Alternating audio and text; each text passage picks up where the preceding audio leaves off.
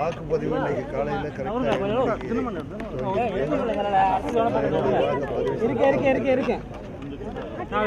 அமைதியான முறையில் தேர்தல் நடக்கும்.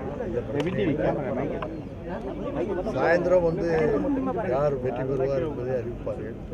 நிச்சயமாக அணி சரத்குமார் அணி வெற்றி பெறும்.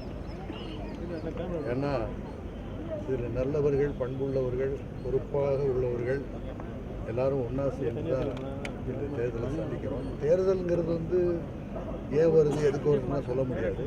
போட்டி அவசியம், ஆனால் நியாயமான போட்டியாக இருக்க வேண்டும்.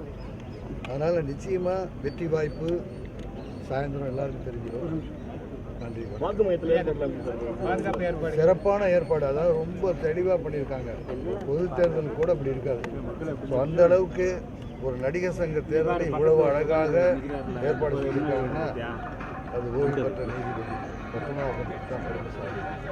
ஸோ சிறப்பாக பண்ணியிருக்காங்க. இந்த பிரச்சனை இல்லாமல் நல்லா நடக்கும். Okay, thank you sir.